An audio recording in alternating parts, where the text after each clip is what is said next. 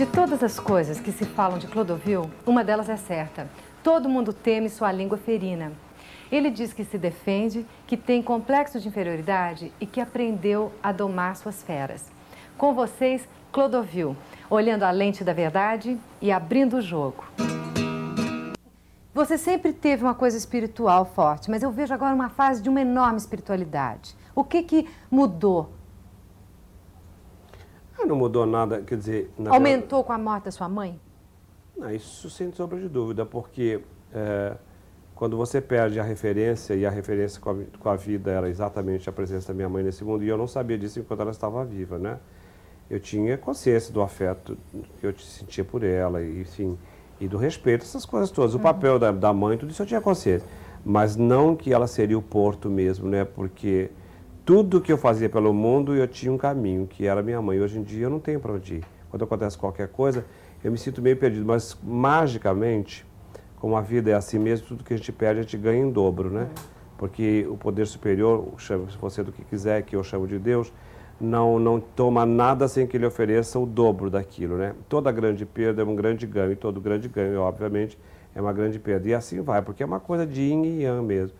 Então, essa espiritualidade talvez estivesse latente em mim, né? Por causa da minha origem, por causa das consciências que eu tive quando era criança, das atitudes que eu tomei inconscientemente, quer dizer, inconsciente entre aspas, né? Quer dizer, dentro da infância e tal. Porque a gente não sabe direito o que é consciência e inconsciência, uma vez que você não tomou conhecimento da vida. Então, essa espiritualidade já estava no caminho, né? Agora, você imaginava chegar onde você chegou?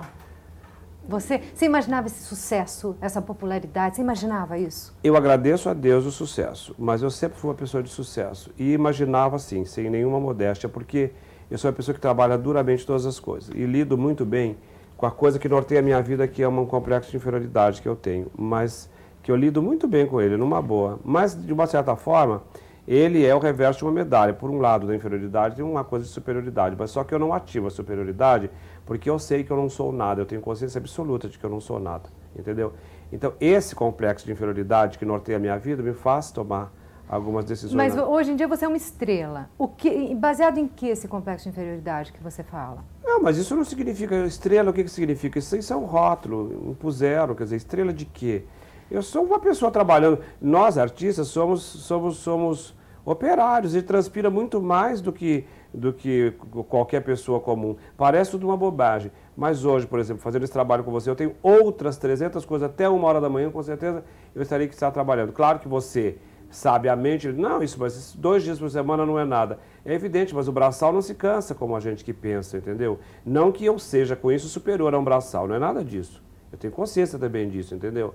Mas eu teria que ter problemas, eu sou um ser vivente. Mas o que você aponta como a principal razão desse teu sucesso? Nada, só persistência mesmo, força de vontade e um enorme agradecimento a Deus pelo talento, porque eu tenho talento para todas as coisas que eu faço, graças a Deus. E lido muito bem com ônus que eu pago, inclusive, que o Brasil não aceita pessoas polivalentes. O Brasil gosta de pessoas coitadinhas, que têm uma única profissão, que é para o poder que está estabelecido aqui, que é um poder de fora, né, porque nós somos aculturados, poder mandar na vida das pessoas, entendeu? Então, quando a gente faz outras coisas, eles não pegam a gente. Tanto que eu fiquei 4 anos sem fazer televisão, mas eu fui cantar. Parei de cantar, continuei fazendo vestidos. Quer dizer, parei de fazer vestidos ou continuei fazendo vestidos, fui fazer teatro. Porque eu sou sindicalizado como ator também. Então, eu escapo. Em algum lugar você põe essa criatividade. Com certeza. E se eu não tivesse nada disso, eu cozinho muito bem, eu seria cozinheiro. Se eu não tivesse nada disso, eu limpo muito bem, eu seria faxineiro. E eu não teria nenhum complexo. Aos 11 anos você soube que você era adotado. Qual que foi a tua reação? Você... Anormal. Anormal. Eu sou por uma tia minha e eu respondi para ela que o importante era ter filhos e não gerar filhos. Que o importante era criar filhos, né? E que eu tinha uma cachorra que na época chamava-se Lili. E eu disse, a Lili tem cachorrinho. Criar que eu acho complicado, ter cachorrinho é tão fácil. Só que eu tinha 11 anos, não era uma resposta normal. Quer dizer, isso foi tua estrela pela vida toda? Sempre foi assim. Você nunca teve curiosidade de saber teus pais, tua Num origem? período depois eu tive curiosidade e fui até a luta, né? Soube? Não. Descobriu? Não descobri nada, porque quando a mamãe morreu, eu soube que quem teria estendido a mão para ela por uma dívida kármica teria sido a mulher que me gerou, que supostamente seria minha mãe. Então eu tive curiosidade em saber quem era essa mulher por uma questão de afeto.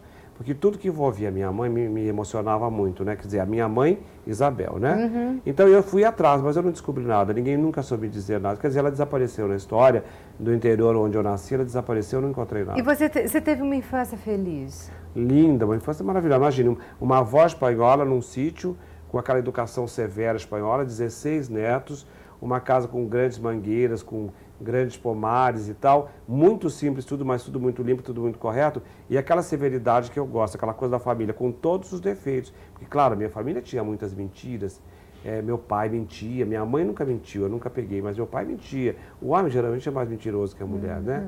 No geral, porque ele se defende mais. Mas você não é uma pessoa mentirosa. Mas eu não sou nem homem nem sou mulher, eu sou um ser vivo, entendeu?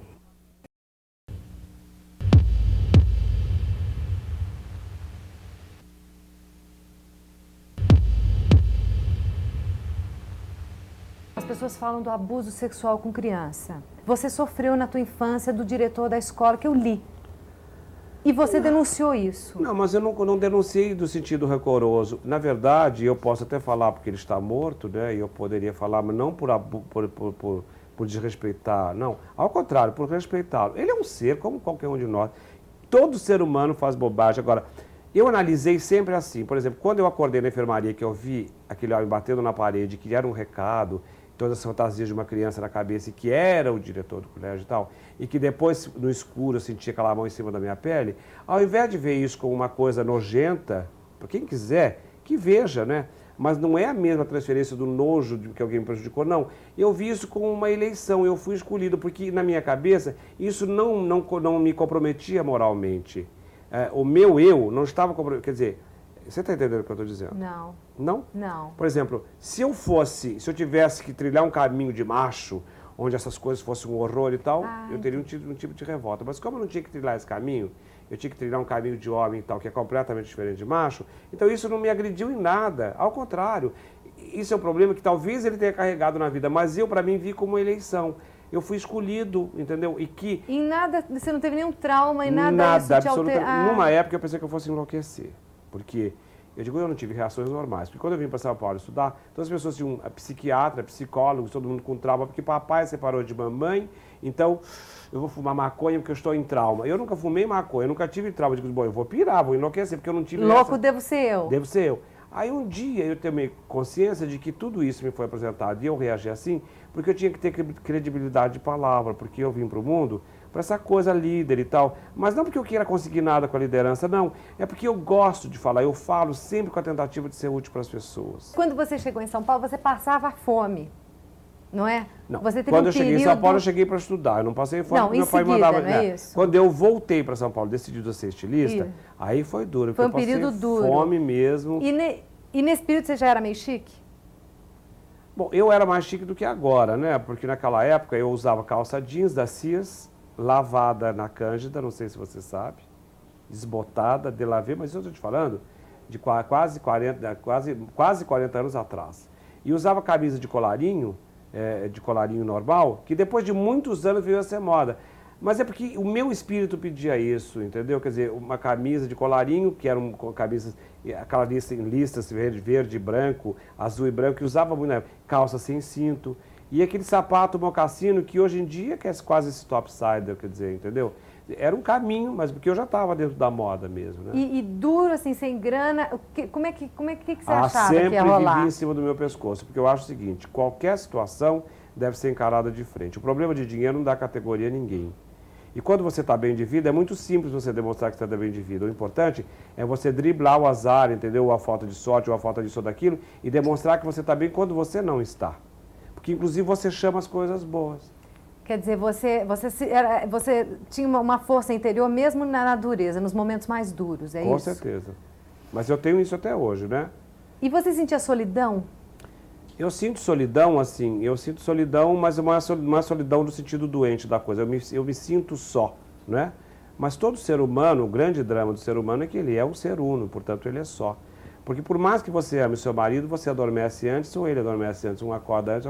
Quer dizer, cada um de nós é isolado, nós somos seres que a gente pensa que vai se acoplar a alguma coisa, mas na verdade você vai morrer e ele continua vivo o tanto. Quer dizer, nós somos seres unos, né? Portanto, quando eu sinto essa coisa de estar só, eu ouço música boa, eu leio. Quer dizer, e leio qualquer coisa, eu não vou especificamente naquela coisa cultural do livro, não. Eu leio o que estiver mais fácil. Clodovil, você já foi humilhado? Muitas vezes. Como você reage? No momento eu choro, né? Porque me deprime muito. Quer dizer, isso também. E aprendi a chorar, diga-se de passagem, depois da morte da mamãe, porque eu não tinha lágrimas antes, né? Eu não sabia o que significava essa coisa da emoção chegar às lágrimas, né? Eu poderia chorar de raiva, mas não de tristeza, de afeto ou de qualquer coisa, de resignação. Eu chorava de ódio. Mas a lágrima mesmo, perto desses sentimentos mais bonitos, só depois da perda mesmo. Então, por exemplo, quando as pessoas me humilham, e já aconteceu, eu posso até te contar um caso. Uma vez eu ia para o Rio de Janeiro, eu morava em Ubatuba, eu ia para o Rio fazer manchete e voltava. Portanto, eu ia de carro, voltava de carro, né? Não tinha avião, e eu ia fazer esse trajeto pela Rio Santos.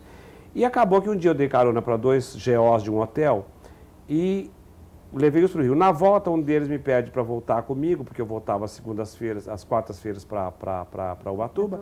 Eu o trouxe de volta, acabou que eu fiquei meio que conhecendo ele. Um dia, eu entro no hotel, que é um hotel de luxo que tem na Rio Santos, um domingo à tarde, e pergunto, fulano está? E aí, aquela coisa, atrás de um ônibus cheio de turistas, entendeu? E aí, aquela situação meio gosto, aí veio o segurança e disse assim, não, ele disse que está lá no ônibus, mas que não vem falar com você, não. E isso tudo eu olhei para o ônibus, todo mundo rindo de mim e tal. Porque aí já tinha uma associação, eu estava num carrinho conversível e estava muito exposto. Então tem aquela associação de que ele teria pensado, teria dito, todo mundo rindo, me chamando de viado, de qualquer coisa, eu não sei, isso tudo passou pela minha cabeça. Me deu uma angústia tão grande, porque era uma coisa de que eu não era nada disso e era uma pessoa que eu fui perguntar se ele ia para o Rio de Janeiro, como já tinha acontecido outras tantas vezes. Aí na hora me deu uma agonia tão grande, me senti exposto, ridicularizado e humilhado, aquelas pessoas todas rindo, motivadas por ele, com certeza. E aí meu olho encheu de lágrimas e eu saí pela estrada fora pensando, bom, eu conheço o dono do hotel, vou prejudicar, vou fazer, enquanto esse cara não perdeu o emprego, pensando todas as barbaridades. Na vingança. Aí no meio disso tudo vem à tona o seguinte, mas Clodovil, eu conversando comigo, eu converso muito comigo, né? Clodovil, deixa de ser idiota. Isso aí é para você aprender que a vida não é tão linda com este sol, essa vista que você está pensando. Não, tem essas coisas para você aprender a se desapegar daqui. Este moço está cumprindo um papel dele para que você aprenda que você tem que ir embora daqui. Se todo mundo fosse maravilhoso, aqui seria o céu. Ele não fez nada de mal para você que está preocupado em fazer mal para ele agora. E aprendi uma lição. Você está muito bruto. Mas o que é de você dentro para faz? fora, exatamente isso. De verdade, o que você faz? Além de dentro para fora, o que não, você eu passa? Ajudo. Pepino com o babá. O que você faz real? Não, eu não sou uma pessoa que... Eu não faço nenhum tipo de regime, eu não sou natureba, nada disso. Mas eu, por exemplo, tomo temporadas assim que eu tomo vitamina E, complexo B e vitamina C muito. Depois dos 40, toda pessoa tem que tomar pelo menos 5 gramas de vitamina C. Isso é fatal para qualquer ser vivo, porque o organismo expele o que não precisa e a gente precisa de muita vitamina C. Toda pessoa que lida bem com isso não tem problema de coronárias, não tem problemas, enfim, não envelhece. Porque a vitamina E, inclusive, também ajuda a não envelhecer, a rejuvenescer as células, todo mundo sabe disso. E a gente tem que se cuidar. Mas o grande cuidado que eu tenho é com a minha alma mesmo, né? Porque eu não sou uma pessoa santa, nem sou bonzinho. Eu trabalho isso. Você fez plástica? Não. Fiz na orelha para consertar a orelha, porque elas eram... No rosto nenhuma? Nenhuma. É assim, sem nada... Você está muito bem. Graças a Deus. E você se autocensura? É o que eu mais faço. Na vida e na TV? É o que eu mais faço. Por quê? Porque é tal história.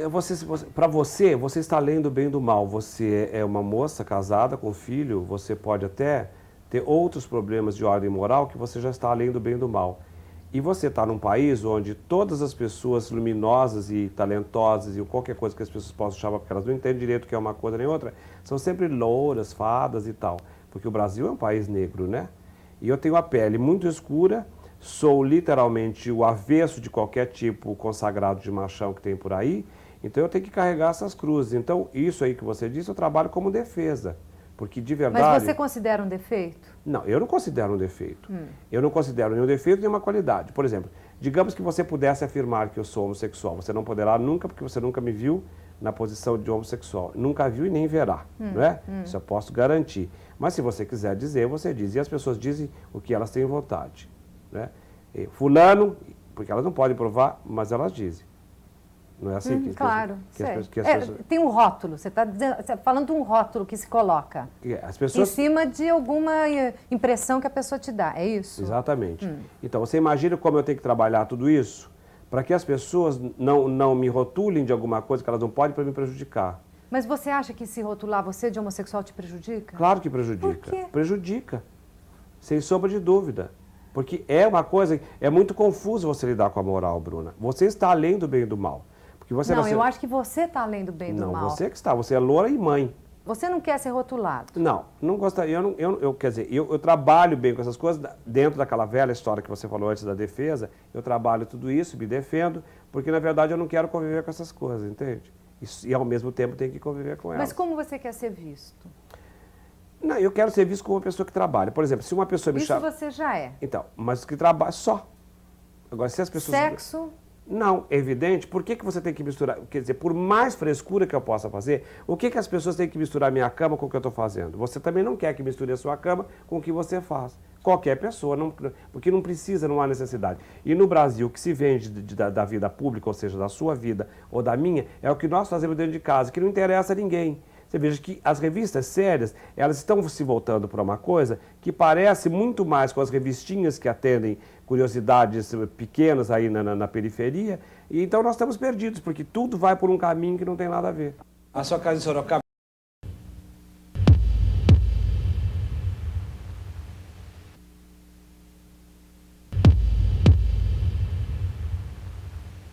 O que não convém você falar na televisão? O que não convém falar na televisão é essa coisa de ajudar pessoas doentes, por exemplo, né? Porque você acaba sendo envolvido com a doença também. Porque, por exemplo, eu falo de AIDS, mas eu falo das campanhas e tal, das coisas que são necessárias, porque é necessário que você informe as pessoas e tal. Mas eu não me envolvo com nada, porque para você passar para a fila dos doentes é 2 minutos. Já te colocaram? Já, a Manchete, a revista Amiga, me colocou na capa como chamada para vender revista, dizendo que eu estava contaminado com o vírus. E agora, depois do sucesso, ela nunca me publicou. Quer dizer, porque o Brasil é desse jeito. Então é muito complicado essa coisa do envolvimento. Então tem algumas coisas que eu não faço mesmo. E por que você acha que fazem isso? Não, o Brasil faz isso porque ele não tem autorrespeito, ele não conhece, não tem autoestima. Porque no Brasil a gente não trabalha para conquistar nada. Isso é uma coisa nossa, da nossa cultura. A gente sofre de uma coisa chamada inveja. Nós invejamos tudo que as outras pessoas têm. E sempre que uma pessoa quer alguma coisa, ela quer o que a outra pessoa tem, não o que ela poderia conseguir. E se ela não consegue, se ela tiver derrubado a pessoa do lado, ela já está feliz. Porque é uma coisa que norteia um pouco a nossa formação, né? Tem alguma coisa que você gostaria de fazer que você não se permite fazer? Não, em princípio assim, claro, todos nós temos coisas que a gente gostaria de fazer e que a gente não faz. Por exemplo, eu quando fiz uma entrevista para Interview algum tempo atrás, que eu tinha um carinho louco pelo Michael, né? E depois eu perdi porque ele não muda, ele não permite que a gente seja amigo dele, que a gente goste dele. Ele é uma pessoa que anda por um caminho que eu não entendo. E aí me aborreci muito com ele, porque eu consenti em fazer uma entrevista para Interview Sexy, né? Uhum. Para contar uma coisa que sempre que eu gosto e que nunca me incomodou, porque eu sou um voyeur. Eu não sou um voyeur do profissional, ou de profissional não seria o caso, mas assim, habitualmente, porque eu não preciso, eu não tenho tanta necessidade assim de sexo. Sexo para mim é uma coisa que me faz bem e ponto final. E quer dizer, também não preciso fazer isso todo dia, nem toda semana, nem toda hora. Pois bem, aí eu contei, aí ele transformou isso numa coisa e que acabou virando uma coisa incômoda, porque ele misturou personagens de gente que não tinha nada a ver com a minha proposta. Porque quando eu conto isso, é porque para mim é agradável. E também porque para mim passou a ser uma coisa assim, digamos, que eu não quero me envolver fisicamente, porque eu não quero me arriscar. Então eu vejo, para mim é como se fosse um espetáculo agora. A televisão não mostra isso, hoje em dia, de uma forma quase que nojenta, eu diria, porque não haveria necessidade de mostrar. Porque isso aí é para ganhar dinheiro, para vender. No caso, não. Se eu sou voyeur, é por um prazer para a minha alma, para o meu espírito, para a minha pele, enfim, para o meu eu, né? Mas o voyeur que você está falando é na cama? Eu gosto de ver as pessoas transarem. Ah, tá. Essa é tua tarefa? Não é tara, seria uma fantasia, mas eu não faço disso uma coisa de todo dia, não. Se acontece, acontece. Por exemplo, se eu tenho muita necessidade de sexo, o que é uma coisa que me faz bem, e eu preciso disso, eu contrato 2 pessoas e as pessoas fazem sexo e eu vejo. Para mim, são 2 artistas que estão fazendo uma ali performance. Uma performance. E você não precisa se envolver E necessariamente. não me envolvo mesmo. Mas também tem uma coisa, respeito às pessoas. Não vou a motel, nunca na minha vida entrei no motel. Quando isso acontece, eu faço na minha casa, porque eu não acho isso imoral. É evidente que de uma forma que as pessoas da minha casa não participem. Ninguém precisa participar da minha vida íntima. E eu estou contando isso por quê? Porque eu não queria contar. Mas é preciso contar. Porque as pessoas têm que saber que todos nós somos iguais.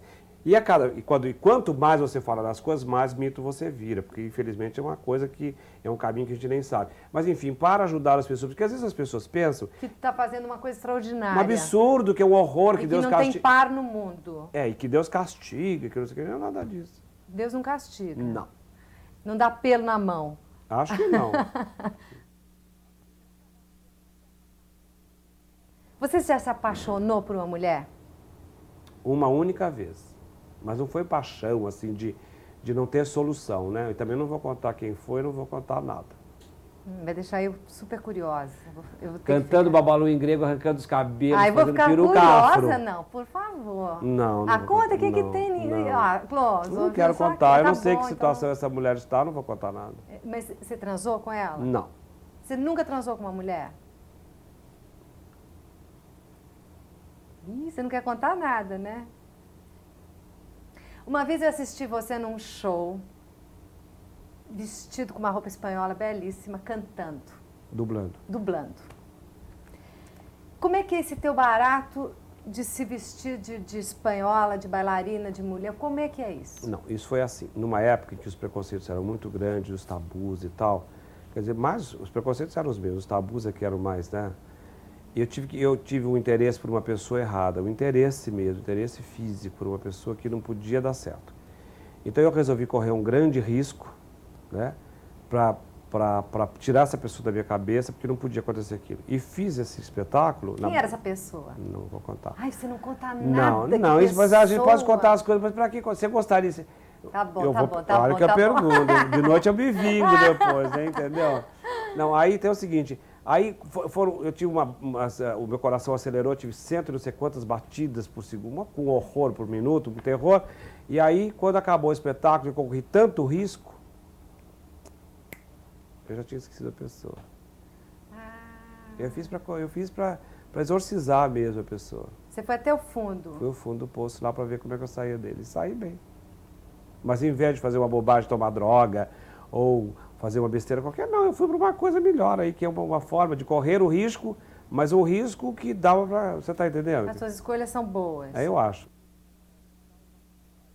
Parece que pintou uma coisa assim na minha vida, uma coisa curiosa, alguém que tem alguma coisa a ver comigo, mas eu não sei se é. Mas eu até gostaria muito que fosse. Gostaria demais. Mas isso a gente não programa, né? Isso deve ser um estalo, deve ser...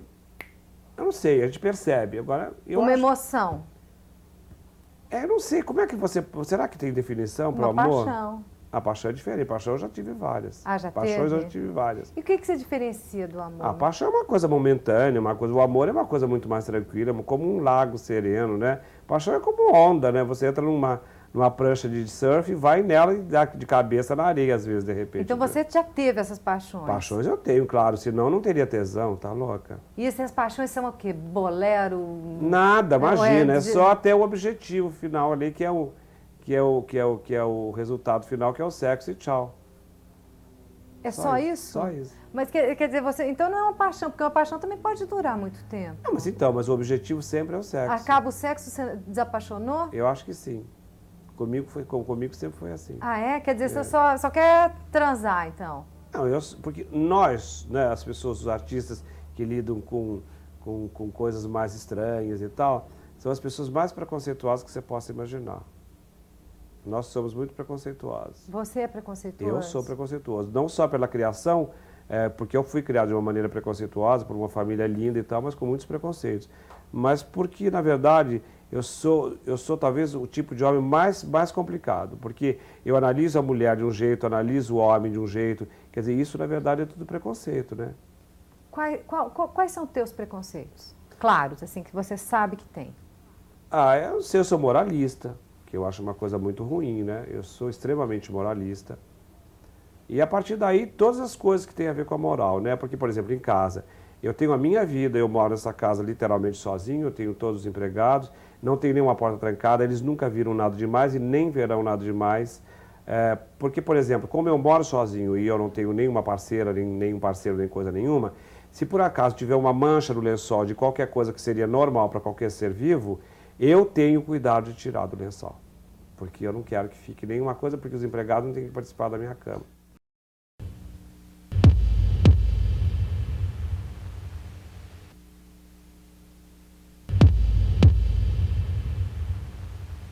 Gosta do poder? Eu não tenho poder nenhum, Bruno.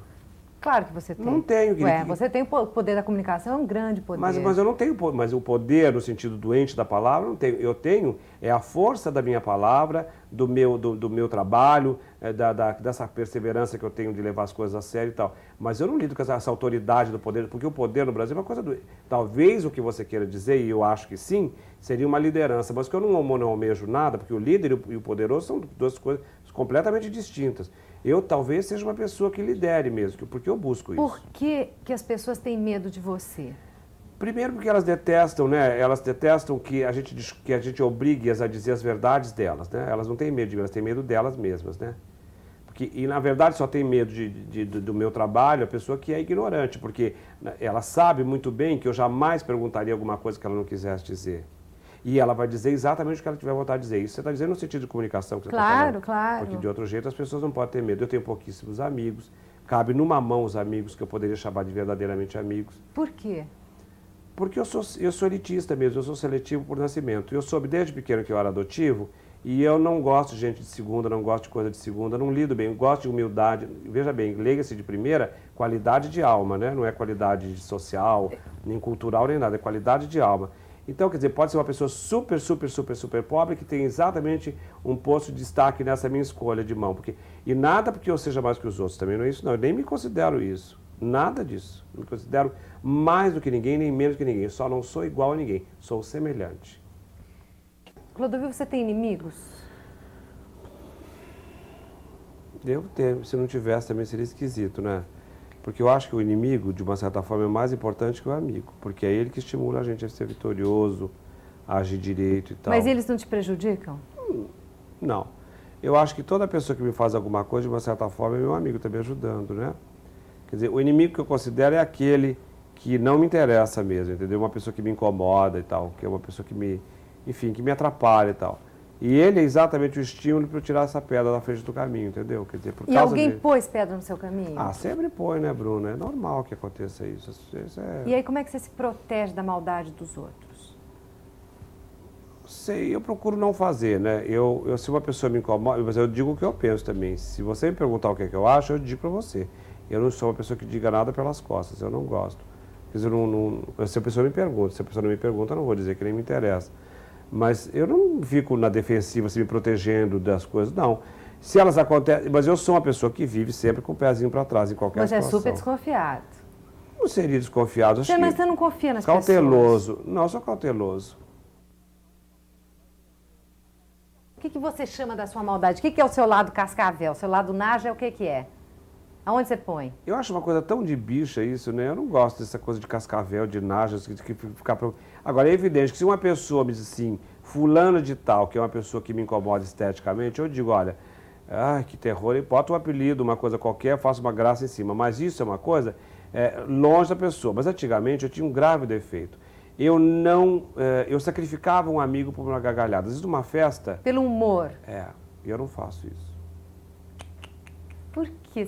Porque não leva a gente para nada, a gente não ganha nada com isso.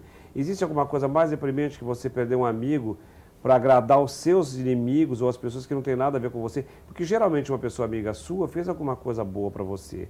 E você sacrifica isso para fazer graça, porque nem todas as pessoas têm os mesmos... quer dizer, não estão dentro dos padrões estéticos que a gente gostaria que elas tivessem. E nem a gente está. Casualmente, em alguns lugares a gente é ridículo também.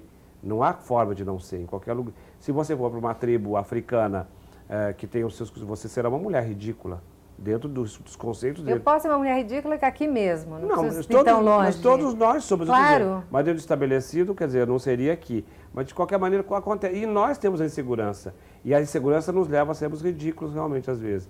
Então, Quer dizer, eu acho que o negócio é o seguinte, se eu tenho inimigos, que é o começo da história, para mim, eles me fazem bem. E se eu tenho amigos que são poucos, eu não sacrifico os meus amigos. Por exemplo, nós temos uma pessoa conhecida em comum que chama-se Klaus, que é o cabeleireiro que é teu amigo. E que é meu amigo também. Mas eu implico com o Klaus o tempo inteiro. Mas implico com o Klaus por algumas coisas da vida dele, não com relação à minha vida. Por exemplo, eu acho que ele economiza demais, eu acho que ele faz sacrifício sem necessidade, mas implicância, porque a vida é muito curta e ele não se deu conta ainda. Mas seria isso uma forma de tratar mal o meu amigo? Não, é absoluto. Mas, por exemplo, se uma pessoa te faz uma maldade, que você saca que é uma maldade, como é que é a tua reação? Você é uma pessoa rancorosa, não, você espera? Eu não acabei de contar a história do Michael, que me fez uma maldade tão grande que o Renato Gaúcho chegou a tentar me processar por causa de uma história que saiu no interview. Quer dizer, eu não falei da maneira como foi publicado. E nem por isso eu tenho rancor do Michael, não tenho rancor nenhum. Mas o que tem? Eu só me defendo, eu não quero estar na casa dele mais, não quero mais, pelo menos por um período, isso não significa que seja eterno, né? Tudo na vida é assim, né? Quer dizer, amanhã pode mudar, mas no momento eu não quero, mas não porque ele não preste, não. Nada disso, ao contrário, ele é uma pessoa ótima, mas só que ele não respeita o meu ponto de vista. Entendeu? Eu pedi que não queria envolvimento com ninguém, porque eu não quero me envolver com pessoas. Para quê? Porque ninguém depois me livra do processo que fulano pode... Porque o Brasil é assim, adora, não acontece nada. Mas eu não processei a revista pelo fato dela ter me publicado com AIDS. Nem processei o Ibrahim Suede pelo fato de ter dado a notícia. Por maldade pura, porque depois eu pude provar que não era verdade. Mas você sofre? Eles te atingem? Não é que atinja, Bruno, mas é tal história. Se eu fizesse alguma maldade grandiosa para você, eu acho difícil que você passasse por cima disso como se nada tivesse acontecido. Mas você passa, você está me dizendo que passa. Eu passei por cima. Isso não significa que eu gosto de Ibrahim Suede, eu tenho nojo dele. Eu não tenho ódio, não tenho rancor, não, eu tenho nojo, é uma pessoa que me dá asco. Só. E digo publicamente. Só isso, mas isso não significa que seja envolvimento moral, ou que ele seja... Ele pode dizer o que ele quiser de mim, como ele revida da maneira mais baixa, porque ele é uma pessoa que anda pelo rodapé da vida. Eu não gosto de rodapé, que é lugar de barata, não é a minha. Mas eu tenho nojo, você me permite ter nojo? Eu tenho nojo. Eu li uma coisa muito interessante que você falou uma vez, que você disse o seguinte: as mulheres, elas gostam dos homens que têm alma gay, nada a ver com a homossexualidade. Alma feminina. A alma feminina, né?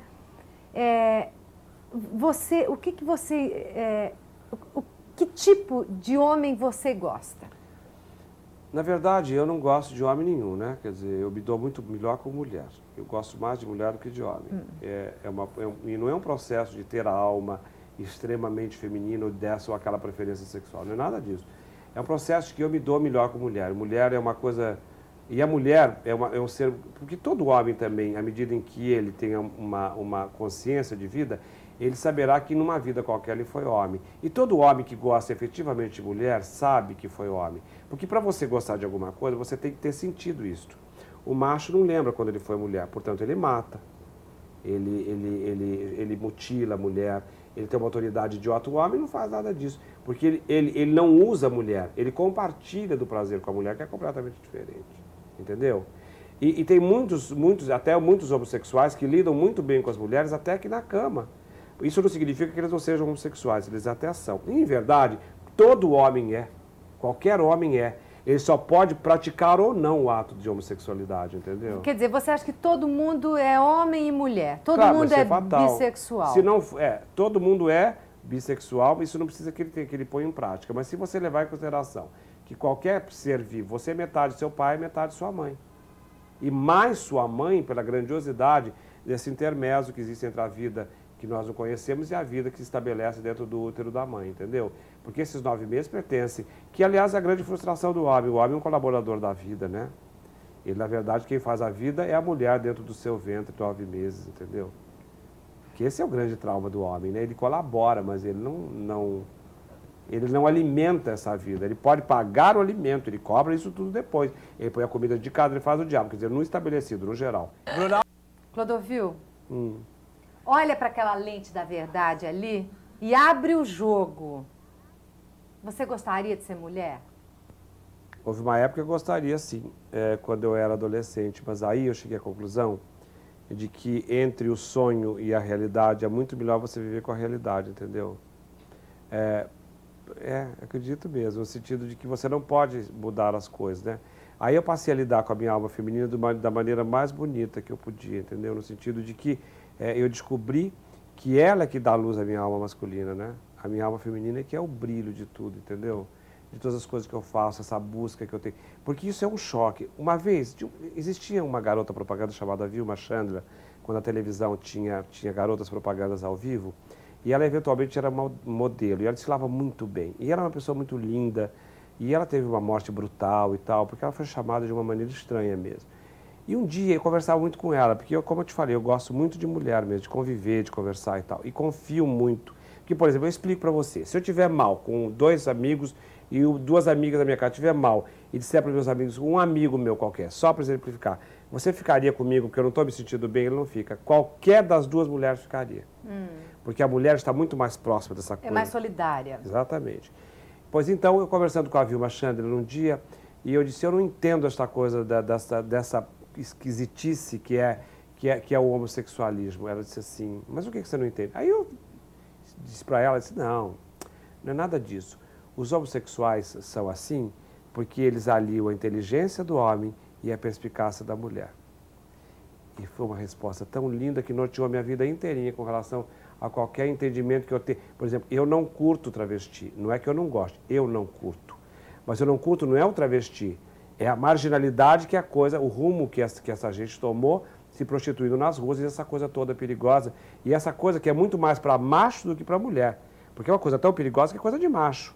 Agora, a pessoa que se veste mulher e que volta-se para dentro de si mesma como uma busca da beleza, aí não vai para a rua nem tem necessidade. Então não está na marginalidade. É preciso diferenciar. Mas você se veste mulher? Eu me vesti só esse dia que você... Que eu te vi. Clodovil, você é feliz?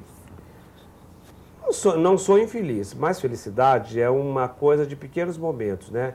Eu tenho uma somatória de momentos felizes muito grande. Por um momento, por exemplo, eu estou extremamente feliz. Agora? Agora, eu sou uma pessoa que está feliz porque, por exemplo, eu sempre volto para aquela coisa da mamãe. Porque o dia que eu descobri que a cada momento eu estou mais próximo dela, entendeu?